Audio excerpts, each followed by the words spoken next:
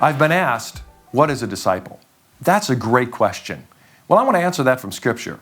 I'm going to go in the Bible and look in Mark chapter 1, verse 17. The story there, the narrative is going on as Jesus is calling his first disciples. And he's giving them this statement. And in this statement that he gives them, we see the characteristics, the answer to that question of what it means to be a disciple. So let's read it. Mark chapter 1, verse 17, it says, Jesus said, "Follow me, and I will make you become fishers of men." Here we see a few points about being a disciple. Firstly, Jesus says, "Follow me." A disciple is someone who follows Jesus. You're a follower of Jesus. That means you have committed your life to him. You believe in him. You trust him. You say, I'm going to do what he asked me to do. I'm going to go where he tells me to go. I'm going to obey his commands. I believe in him. I trust in him. I'm committed to him. That's what, firstly, it means to be a follower of Jesus, to be a disciple of Jesus. You're following him. Secondly, we see in this passage, he says, "And I will make you become." There's this process of being changed. Jesus is molding you, is shaping you, is making you, transforming you into being more like him.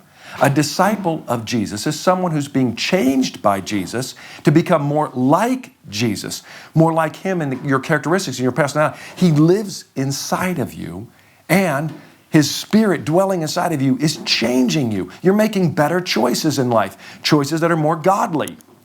That's what it means to be a disciple of Jesus. Also, we see in this passage, so first of all, we saw you're following Jesus. You're being changed by Jesus. Now we see you're being changed into what? He says, "I will make you become fishers of men." Notice that. Now that's kind of a weird phrase in our terminology of today. But what does that mean? It means that you're committed to the mission that Jesus had. That is, of taking the good news of Jesus Christ to the world. What is the good news? That God is reconciling people to himself through Jesus Christ. Sin separated us from God, made us far from God, but Jesus brings us close to God. We can have forgiveness of sins through him. So as a disciple of Jesus, you are spreading this message to people. You are committed to making that known. You're going out and telling people, hey, Jesus is the answer for the problem we have, and the problem we have is sin. Through Jesus Christ, we can have forgiveness of sin. We can be reconciled to God. We can be close to God.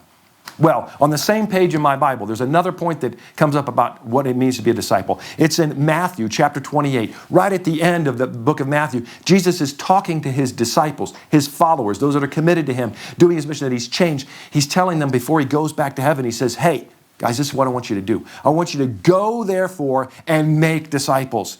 He's telling them, reproduce. A disciple of Jesus Christ, a follower of Jesus, someone who's committed his mission is going to be reproducing.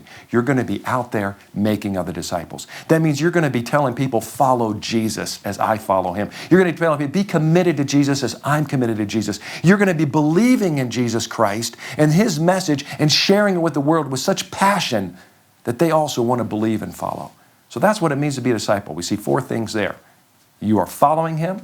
You're being changed by him, you're committed to his mission, and you are reproducing.